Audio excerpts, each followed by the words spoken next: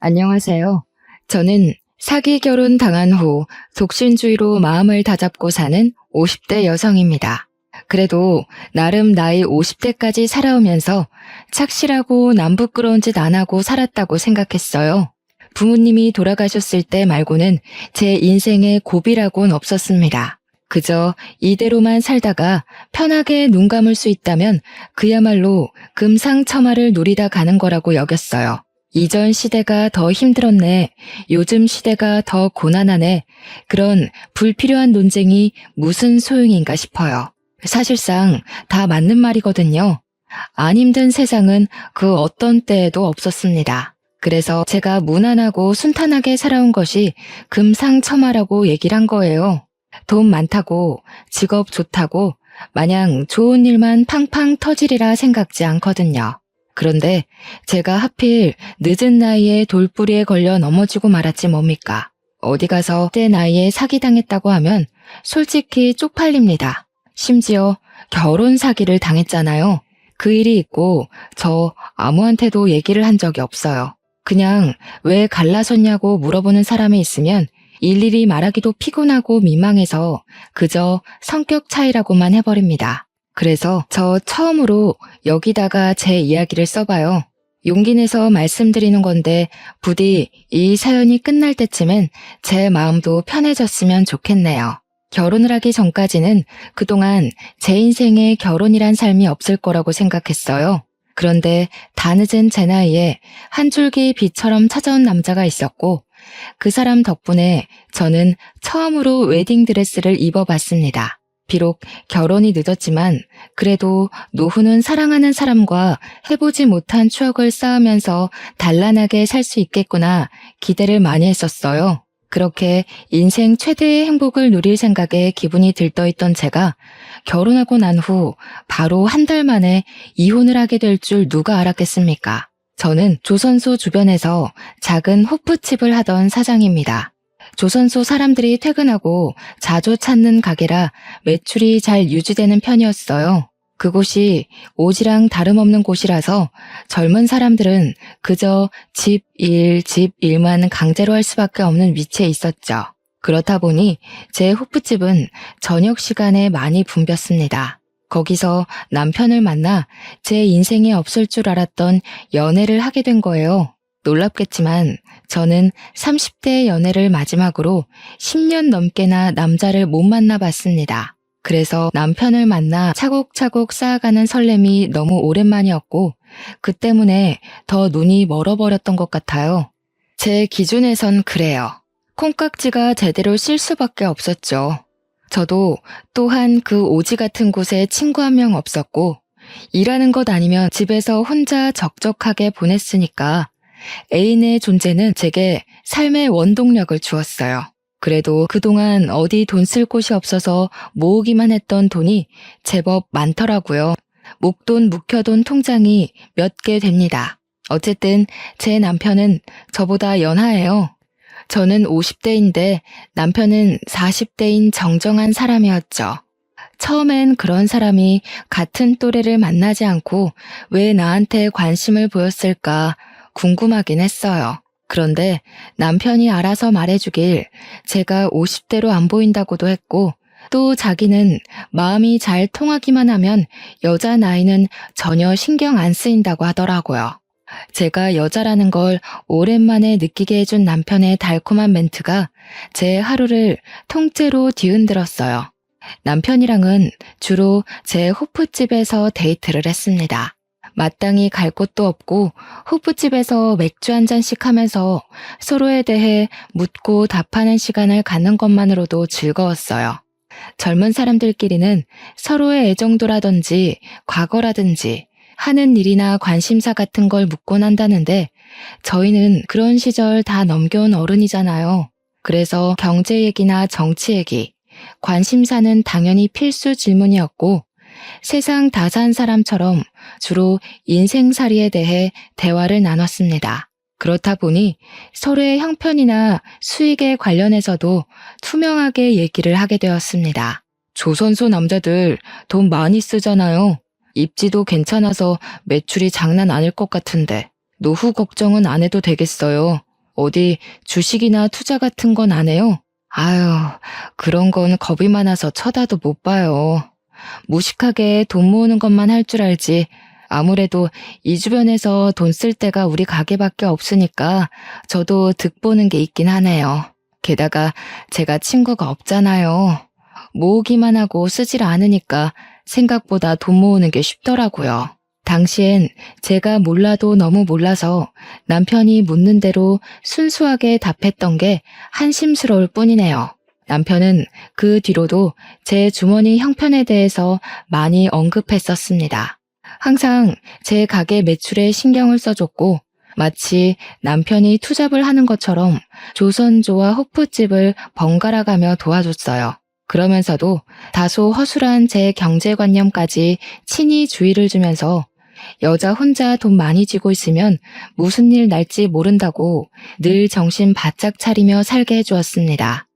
남편을 만나기 전까지는 솔직히 제가 가게 계산대를 허술하게 관리하긴 했거든요. 직원 안 쓰고 저 혼자 일을 하는 호프집이었다 보니 계산대를 비우고 여기저기 쏘다니는 경우가 많았어요. 그럼에도 돈 한 사고 한 번 안 나서 제가 더 마음 놓고 계산대를 내버려 두었습니다. 그런데 남편의 경고를 듣다 보니 그게 꽤 일리가 있었고 어쩌면 점주 입장에선 당연히 신경 써야 되는 부분이잖아요.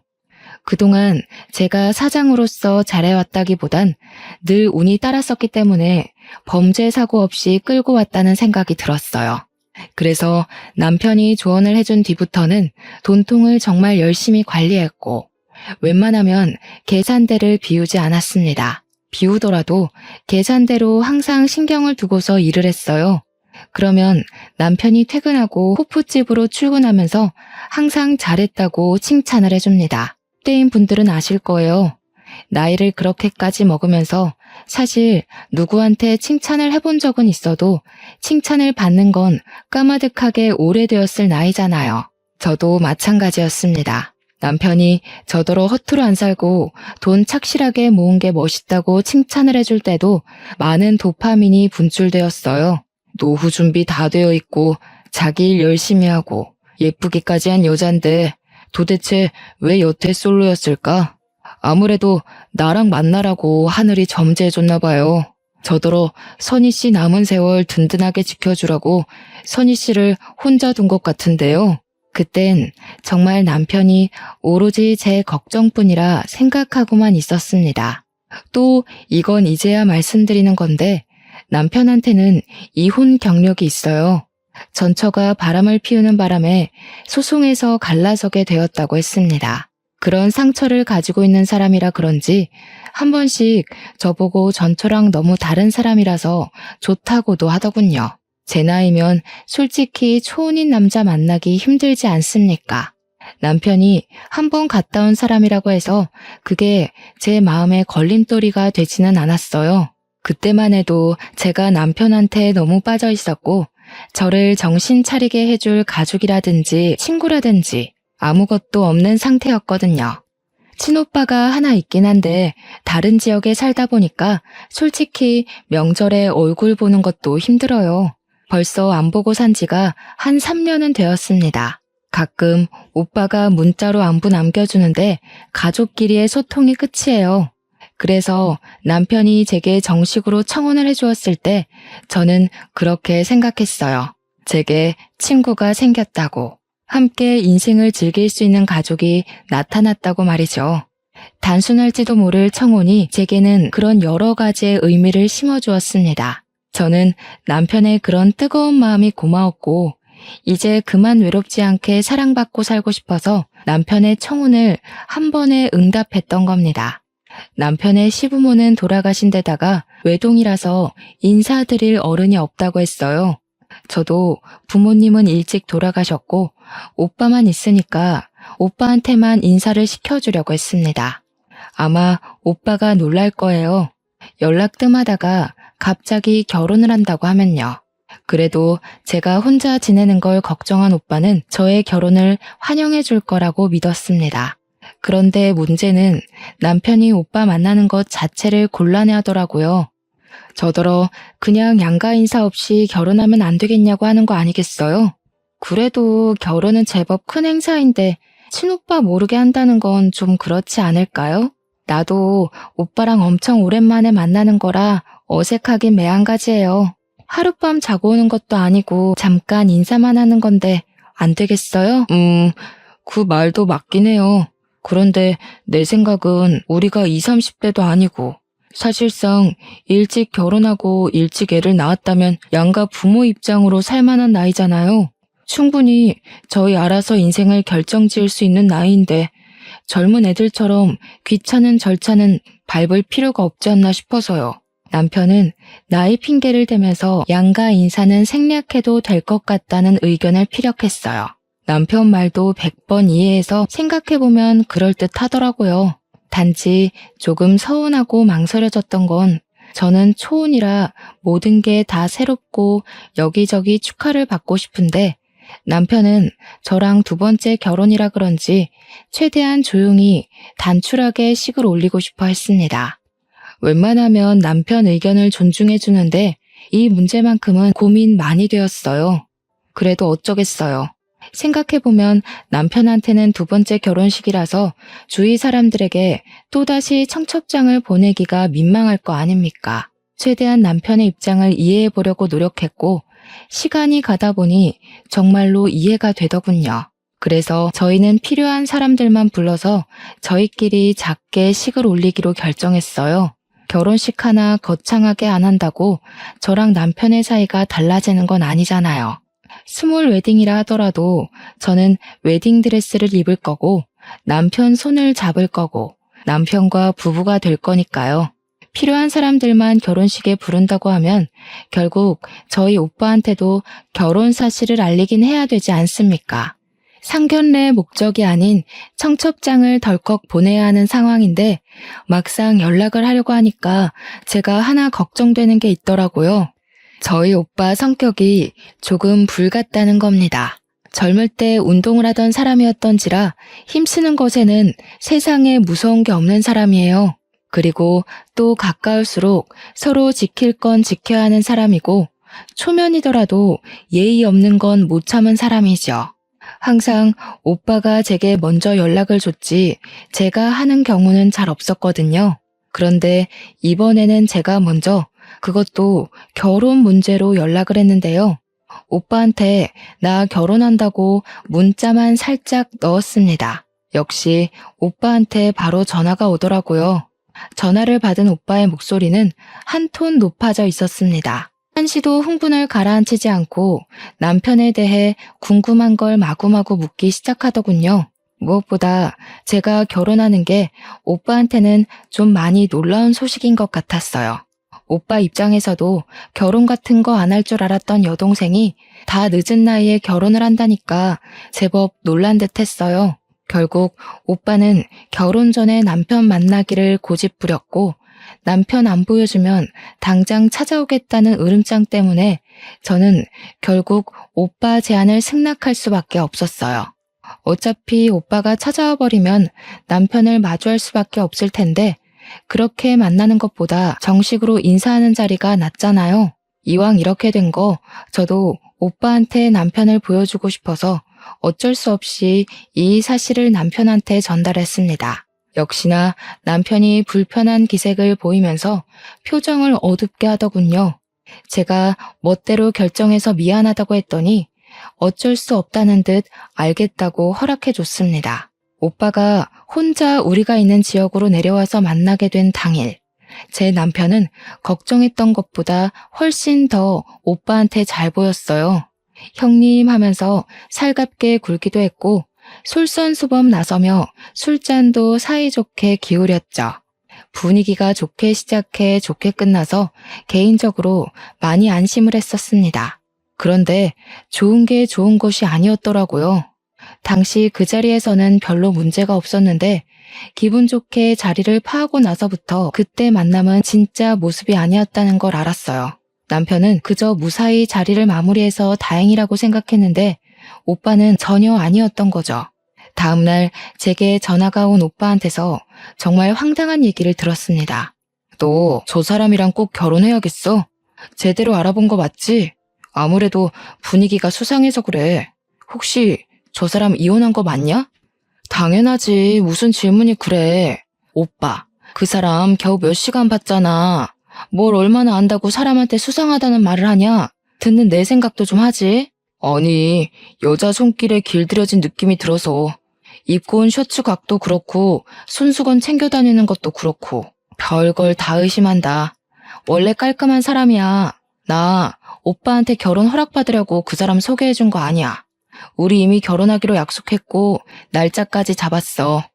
나도 나이 먹은 어른이니까 이제부턴 내가 알아서 할게. 당시만 해도 저는 오빠가 남편에 대해 괜히 예민하게 돌려 생각한다고 봤어요. 세상에 완벽한 사람이 어딨겠어요? 오빠가 남편의 어떤 단점을 보고서 그런 부정적인 소리를 하는 건지 모르겠지만 누구나 단점은 있고 오빠가 느낀 남편의 단점을 저는 느끼지 못했으니 상관없다고 생각했습니다. 설령 남편에게 정말 단점이 있더라도 제게는 그게 단점이 아닐 수 있는 거잖아요. 나이를 먹으니까 남의 조언 듣는 것도 쉽지가 않더라고요. 제 인생 제가 책임질 수 있다고 생각했고 제 마음대로 해도 될 만한 나이라고 자만했던 게 아직도 후회스럽습니다. 그렇게 저랑 남편이 결혼식 날짜까지 향해 가는데 아무런 문제가 없었어요. 제가 결혼이 정말로 하고 싶었기 때문에 주위에서 주는 징조들을 눈 닫고 귀 닫고 그냥 모른 채 한 것도 있었을 겁니다. 그리고 드디어 다가온 결혼식 전날 밤. 한참 설레서 잠자리에 들기 직전까지 얼굴을 가꾸고 있었는데요. 오빠한테서 또 전화가 오는 거 아니겠습니까? 어딘가 모르게 받기가 꺼려졌지만 내일 친오빠도 하객으로 와야 하기 때문에 일단 전화를 받았어요.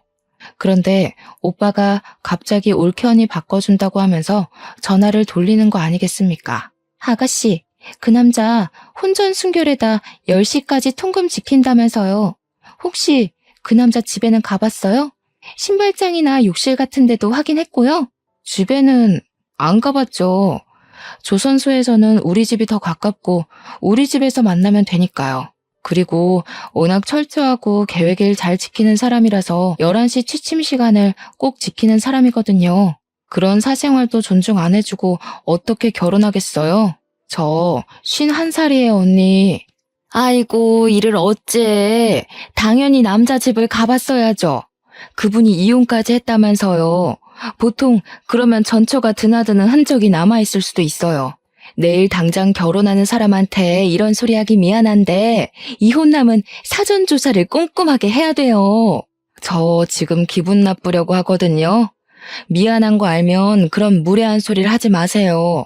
제 신랑이 그렇게 마음에 안 드시면 그냥 내일 오지 말던가요. 계속 꺼림칙하다고 얘기를 하는 그들에게 오히려 내가 더 기분이 상해서 전화를 끊어버렸습니다. 결혼식 전날인데도 제 결혼에 부정적인 말만 해대는 오빠랑 올케 언니가 좋게 보일 수가 없지 않습니까? 그래서 친오빠랑 올케 언니가 제 결혼식에 오는 건 기대를 안 했어요. 그런데 의외로 축하해주러 와줬더라고요. 저는 그렇게 결혼식을 올렸고 하객들에게 감사 인사를 전한 뒤 신혼여행을 떠났습니다. 신혼여행은 남편의 추천으로 몰디브로 갔어요. 날 밝은 시간부터 어둑해질 때까지 정말 즐겁게 놀았습니다. 그리고 야밤이 되었을 때 이제 그만 호텔방으로 돌아가려고 했는데 남편이 갑자기 보기 좋은 전망대가 하나 있다고 거기 들렸다가 돌아가자는 겁니다. 저희가 같이 계획한 코스에는 없는 장소라서 그냥 남편만 믿고 따라갔어요. 남편이 향하는 곳은 인적이 정말로 드문 곳이었습니다. 남편 말로는 그곳이 전망대로 유명한 곳이었는데 사고가 나서 장기적으로 문을 닫고 있다가 폐쇄가 된 곳이라고 했어요. 그래서 그런지 가로등도 설치가 안 되어 있더라고요. 조금 무서웠는데 남편이 도착했다는 곳에서 걸음을 멈추자 엄청난 야경을 한눈에 볼 수 있었습니다.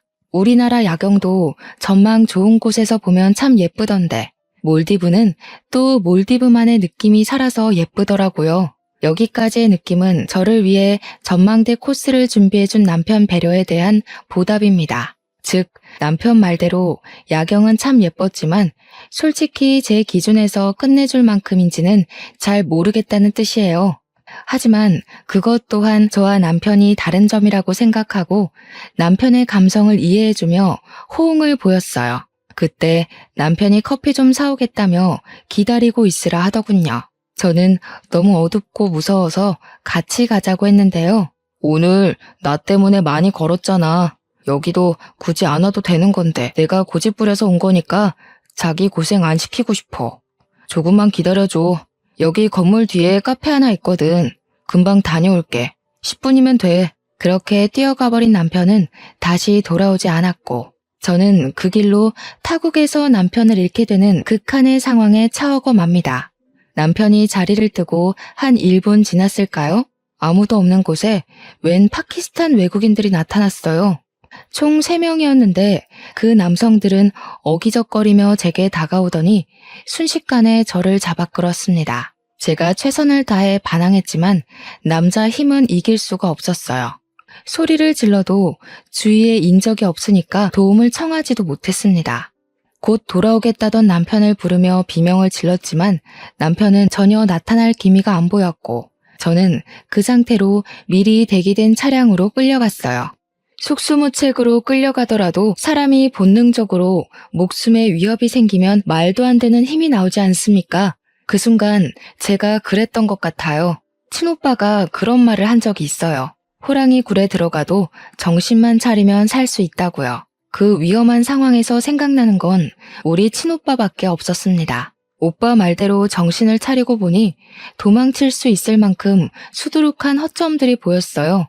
아마 제가 여자라서 대강대강 잡고 있어도 괜찮다고 생각했나 봅니다. 그래서 저는 어릴 적 오빠한테 배웠던 호신술로 그들을 제압해보려고 했지만 그런 상황에서 호신술 같은 게 어디 바로바로 생각이 났겠습니까? 그냥 제 식대로 발등을 밟고 팔을 깨물고 들고 있던 가방으로 두들겨 패고 던져준 뒤에야 도망을 칠 수 있었어요. 그리고 남편이 있던 곳까지 불이 나게 돌아왔는데 카페에서 커피를 사온다는 남편은 아직도 없었습니다. 남편이 갔다는 카페 위치로 뛰어갔지만 이 주위에는 어디에도 커피 살 수 있는 카페가 없다는 걸 알았어요. 그때 정말 찰나의 순간으로 어떤 기억 하나가 떠올랐는데요. 호프집에서 조선소 직원들이 술에 취해 대화하는 걸 어쩔 수 없이 들은 적이 있었습니다. 내용이 동남아로 여자 팔아넘기는 브로커 역할을 하면 큰 돈을 한꺼번에 만질 수 있다면서 조선소 일하기 피곤한데 어디 여자 하나 잡아서 갖다 팔아버릴까 하는 소리들이었어요. 그날 하필 테이블도 거기밖에 없어서 좀 겁나더라고요. 그래서 남편한테 퇴근하면 빨리 와달라고 연락을 했던 기억이 납니다. 왜 하필 이런 위험한 순간에서 그런 기억이 떠올랐는지 모르겠지만 남편이 혹시 나를 그렇게 만들려던 건 아닌가 싶은 생각도 찰나에 했어요. 하지만 금세 아니라고 부정을 해버렸죠. 남편과 함께 만들어온 추억들을 생각하면 절대 거짓일 수 없을 만큼 서로 행복했고 진심이었거든요. 일단 저는 그곳에서 벗어나기 위해 뛰고 또 뛰었습니다. 올 때는 남편이랑 같이 있어서 분위기 있고 좋던 거리가 순식간에 공포로 뒤덮인 순간이었어요. 학교 다닐 때 체력 검사 시간에 뛰어본 것 말고는 달린 기억이 없던 저는 죽을 듯이 뛰어서 그 외국인으로부터 벗어날 수 있었고 드디어 인적 보이는 곳에 가 전화를 걸 수 있었습니다. 그런데 남편 전화번호가 갑자기 생각 안 나더라고요. 그래서 오빠한테 전화를 걸었어요.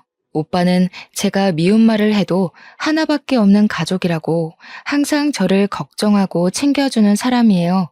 역시나 제 전화라면 컬러링도 안 가서 신호음이 끊기게 해주었죠. 제가 남편을 잃어버렸다고 좀 전까지 있었던 상황을 설명했더니 오빠가 바로 언성을 높였습니다. 어쩐지 그 새끼 수상하다 했어. 분명 그 새끼가 꾸민 짓일 거야. 진작에 사고 날 거라고 생각은 했는데 미치지 않고서야 이런 식으로 일을 벌인다고? 그 새끼 잡히면 내가 아주 그냥 일단 지금 바로 출발할 테니까 가까운 경찰서 가 있어. 여기가 어디 먼 거리의 한국 지역도 아니고 무려 하루가 걸리는 거리를 날아와야 하는 몰디브인데 다짜고짜 당장 오겠다는 오빠를 말리려고 했습니다. 그렇지만 제가 아까 외국인 남성들한테서 벗어나느라 가방을 냅다 던져주고 오는 바람에 자긴 돈이 없어서 오빠가 필요했어요. 그래서 저는 물어물어 경찰서를 찾았고 양해를 구해 거기서 친오빠에게 주소 문자를 남겼습니다. 친오빠는 하루가 지난 뒤에야 제가 있는 경찰서까지 도착을 했고 올케 언니는 애 때문에 같이 동행하지 못했다고 했어요. 그때까지도 저는 남편을 만나지 못했습니다. 남편의 번호를 아는 오빠가 비행기 타기 전에 남편한테 전화를 걸었다는데 전화가 계속 안 받았다고 했어요. 얼마 안 있다가는 아예 전화가 꺼졌대요.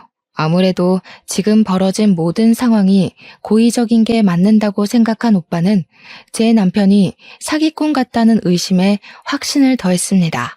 하지만 바보 같던 저는 제 눈으로 확인하기 전까지 남편의 짓이라는 걸 믿을 수가 없었어요. 어떻게 신혼여행 때 괴한의 습격을 받고 남편을 잃어서 경찰서에서 첫날 밤을 보내는 경험을 몰래카메라로 꾸미겠어요? 제 남편은 그럴 사람이 아니었고 매 순간 자기보다 저를 더 우선순위에 둔 사람이었기에 그냥 제가 운이 안 좋았을 뿐이라고 생각했어요. 오빠 덕분에 한국으로 무사 귀환한 저는 그제야 남편한테 전화를 걸어볼 수 있었습니다. 그런데 친오빠가 꺼져 있다고 한 순간부터 계속 폰이 꺼져 있었고 며칠 뒤에 신호가 가기 시작했을 땐 웬 모르는 사람이 받았습니다. 전화번호를 바꾼 것 같더라고요. 그제야 저는 친오빠 말대로 제가 사기를 당했다는 걸 받아들였어요. 그때가 무려 결혼식을 올린 지 한 달 후였습니다.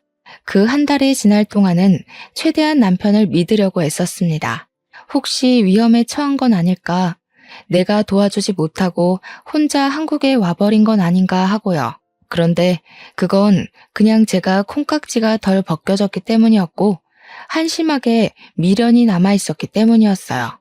저랑 남편은 신혼집도 구하지 않았습니다. 제가 살던 집이 3룸이었는데 조선소랑 가까워서 거기서 신혼을 차리기로 했었거든요. 그래서 미리 남편이 제 집에 들어와 같이 동거를 하고 있었어요. 그런데 이젠 남편은 없고 남편의 집만 덩그러니 제 옆에 남은 거였죠. 나중에 생각해보니 신혼집을 구하지 않은 것도 다 이유가 있었던 거예요. 저를 갖다 팔아버릴 생각을 했으니까 우리 공동 소유의 재산물은 하나도 만들지 않은 거였어요. 사기를 당했다니. 뒤늦게 닥쳐온 상실감과 배신감이 치밀어 올라 남편의 짐을 미친 듯이 잡아 던져버렸습니다. 옷을 발기발기 찢고 밟고 미친 사람처럼 소리를 지르기도 하다가 결국 눈물을 터뜨렸어요. 그 순간 제 무릎이 닿는 곳 밑으로 몰디브 여행 팸플릿이 깔려있는 게 보이더라고요. 제게는 악몽이 되어버린 몰디브를 생각하니 다시 화가 치밀어 올라서 그걸 찢어버리려고 했습니다. 그런데 팸플릿 사이에 다른 종이가 하나 끼워져 있더라고요. 그걸 자세히 봤더니 세상에나 거기서 제가 본 게 뭔 줄 아십니까? 제가 알고 있는 정보와는 다른 몰디브의 호텔 주소와 사진, 관광 명소, 몰디브에서 한국까지 왕복 시간 등이 남편 필기체로 정리가 된 종이었습니다. 여기서 제가 충격받았던 요점은 제가 알고 있는 정보와 다르다는 거예요. 남편이 찾아놓은 정보들은 저와 남편이 갔던 곳도 아니었고 예약했던 호텔도 아니었습니다. 항공편 승차 시간은 똑같았으나 거기 적힌 티켓 가격은 1인의 몫이었어요. 이때만 해도 남편이 제게 얼마나 더한 밑바닥을 보여주게 될지는 감히 상상도 못했어요. 그 사이 실종 신고해놨던 경찰한테서 연락이 와 더는 다른 생각을 못했던 것도 있었습니다. 저는 오빠한테 따로 연락을 해서 당장 경찰서를 찾았습니다. 일단 남편이 한국에서 발견되었다는 것은 제게 큰 배신을 일으켰고 남편을 오랜만에 다시 보게 된다는 생각은 저를 두렵게 만들었습니다. 이런저런 생각들이 상충해서 그냥 너무 복잡한 심경이었어요. 그렇게 경찰서에 도착했더니 정말로 익숙한 뒤태가 저를 기다리고 있더라고요. 한 달 만에 본 남편은 저의 바람과 다르게 너무 멀끔하고 멀쩡한 차림새로 있었습니다. 오빠는 남편을 보자마자 멱살을 잡았고 밑도 끝도 없이 주먹을 날려버렸습니다. 오빠가 나이 들었다고 해도 여전히 파워가 장난 아니라서 진정으로 주먹을 맞는다면 이빨이 나갈 수도 있거든요. 저와 경찰서 사람들은 흥분한 오빠를 겨우겨우 말렸습니다. 하지만 오빠는 여전히 남편의 멱살을 잡고 있었죠. 이 사기꾼 새끼야, 나이 처먹고 할 짓이 그렇게 없었냐? 감히 내 착한 동생을 건드려? 내 눈에 걸린 이상 넌 이제 죽은 목숨이야. 오늘 이 자리에서 제사 치를 줄 알아. 오빠가 맹수처럼 으르렁거리는 걸 경찰 3명 급하게 와서 다시 붙들었습니다. 우리 오빠가 체격이 좀 좋은데다가 저랑은 6살 차이가 나는데요. 부모님이 일찍 죽고 저를 자식처럼 키웠기에 저를 건드는 사람들한테는 더 물불 안 가렸어요. 오빠가 한번 화나면 스스로 화가 풀릴 때까지 아무도 말릴 수가 없지만 이제는 말리고 싶지도 않았습니다. 그건 그렇고 저도 남편한테 가서 대체 이게 어떻게 된 거냐고 소리를 빽 질렀어요. 사기꾼 놈이 뭐라고 짓거리나 들어보고 싶었습니다. 한 달 만에 나타난 사람이 때깔 한번 좋다. 몰디브에 나 갖다 팔고 돈 받을 계획이었어. 처음부터 그럴 목적으로 나한테 접근했던 거냐? 내가 그때 얼마나 무서웠는지 알아? 나 죽을 뻔했다고. 진짜로 당신이 다 꾸민 짓인 거야? 당신 사기꾼이었어? 대체 왜? 남편은 그저 묵묵부답으로 일관하며 이 상황이 짜증난다는 표정만 하고 있었습니다. 제가 알던 다정한 남편과는 분위기부터가 완전히 달라서 저는 이미 거기서부터 충격을 먹어버렸어요. 남편이 입을 열고 변명이라도 할 때까지 계속 원망하면서 멱살을 잡고 똑바로 말해보라며 소리를 쳤습니다. 그런데 제가 따져야 될 건 당장 그 문제가 아니더라고요. 남편의 옷이 구겨질 만큼 멱살에 힘을 주고 있는데 그 순간 저를 밀쳐내며 제 남편 앞을 가로막는 여자가 있었습니다. 처음 보는 그 여자가 하는 말 때문에 제 일은 단순 사기 결혼으로만 끝낼 수 없단 걸 알았어요. 내 남편한테 뭐 하는 짓이야? 다 늙은 아줌마가 더럽게 힘만 세가지고 이러다 상처나면 다 상해죄로 신고해버릴 줄 알아? 남편이라뇨? 이게 무슨 소린가 싶어서 할 말을 잃고 있었는데 알고 보니 기가 막히게도 이 여자가 남편의 전처라는 거 아니겠습니까? 전처가 있다는 사실은 이미 알고 있었어요. 남편이 이혼 경력이 있다고 솔직하게 말해주었으니까요. 그런데 제가 궁금한 건 이미 갈라선 전처가 왜 갑자기 나타났고 왜 우리 일에 나서서 이러고 있냐는 거예요. 또 경찰서까진 어떻게 찾아왔는지도 궁금했습니다. 어처구니가 없어서 저는 전처를 더 자극했고 그러니 제가 궁금했던 걸 쉽게 알 수 있었어요. 그러니까 이 미친 사기꾼이 전처랑 위장 이혼을 한 거더라고요. 전처가 바람을 피워서 갈라섰다는 남편의 말은 거짓말이었다는 겁니다. 둘이 위장 이혼을 한 이유가 신도시 아파트 당첨 확률을 높이기 위해서였다고 해요. 무주택 자격을 맞추기 위해 위장 이혼이란 방법을 택했고 전처가 청약 당첨이 되길 기다리는 동안 남편이란 새끼는 바깥을 나돌며 돈이 되는 다른 수단을 찾고 다녔던 겁니다. 그러면서 조선소를 전전하던 중에 저를 발견했고 조선소에 취직해 제게 접근을 했다네요. 처음에는 저를 어디다 팔 생각은 못했대요. 그냥 제 돈을 훔칠 생각이었다고만 했습니다. 그런데 제가 지난번 브로커 얘기를 하는 테이블 때문에 무서우니까 남편한테 퇴근하면 바로 오라고 한 적 있었다고 했잖아요.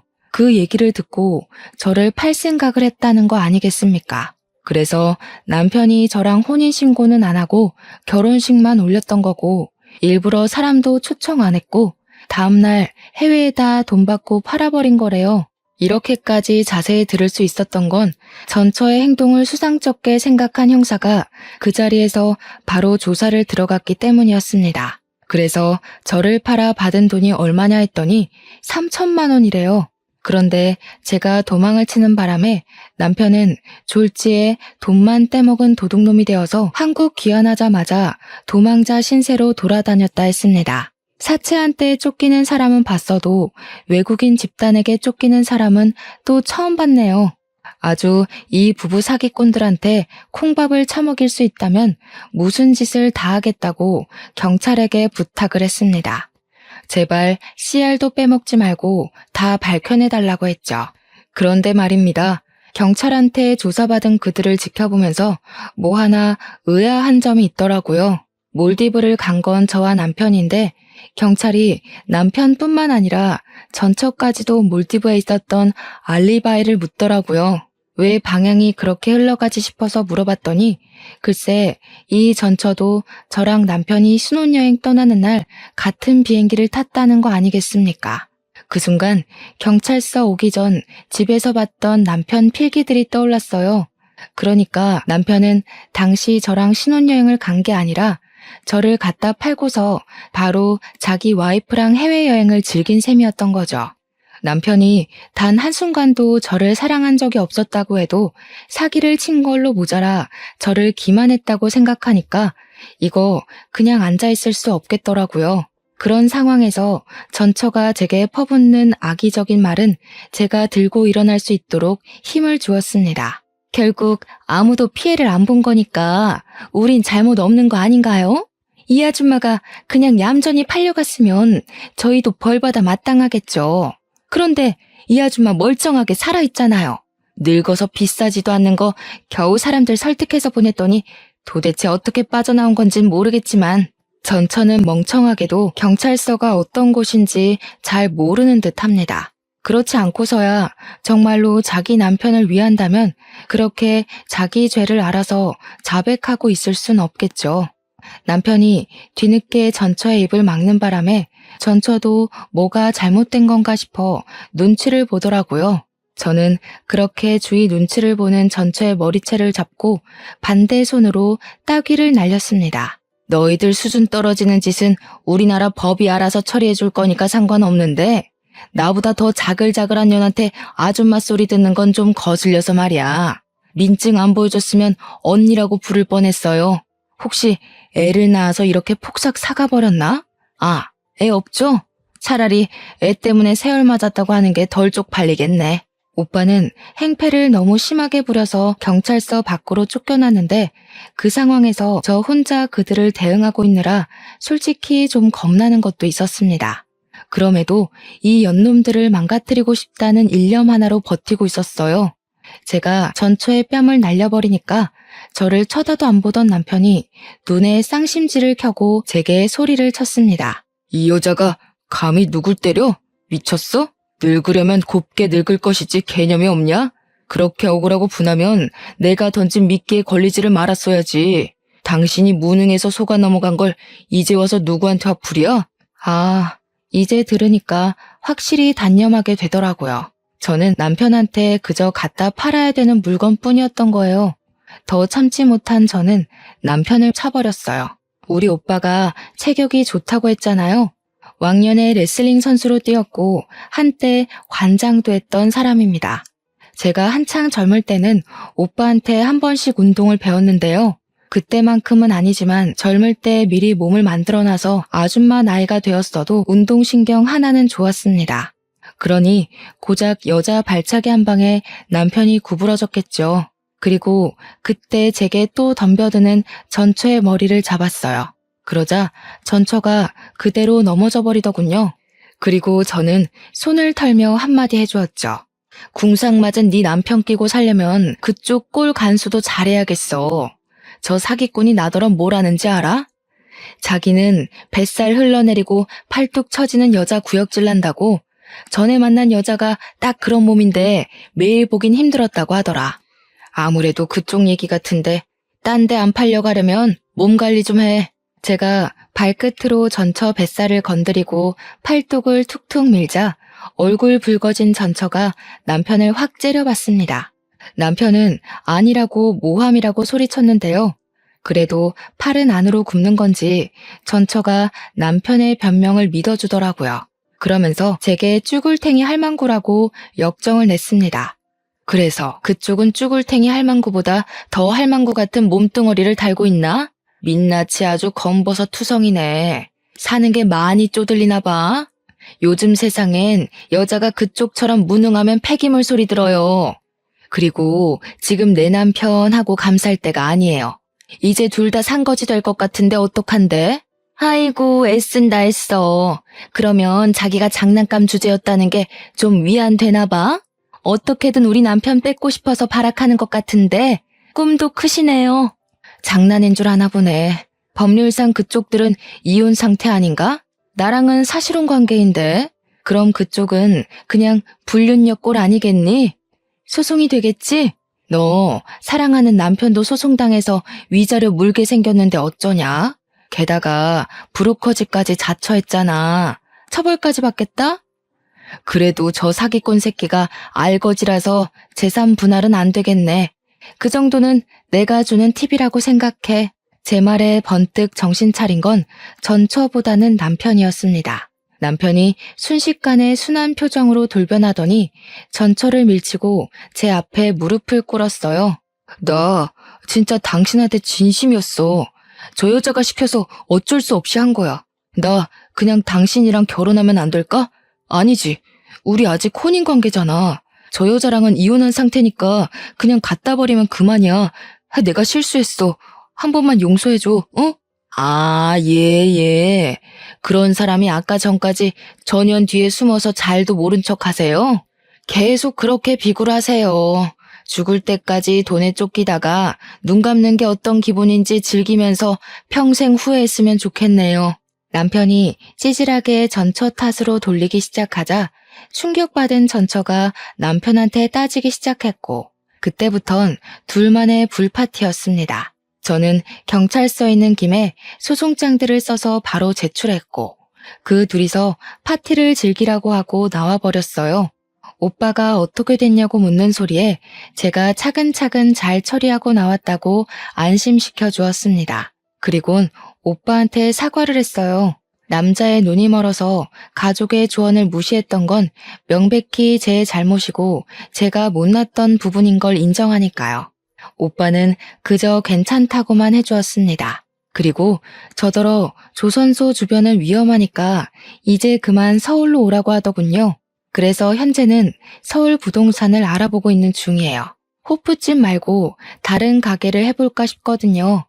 저희 올케 언니가 희한하게 칼국수를 기가 막히게 잘해요. 올케 언니 만날 때마다 얻어먹고 오는데 아무래도 장사 마인드 때문인지 이걸로 돈을 벌어보고 싶더라고요.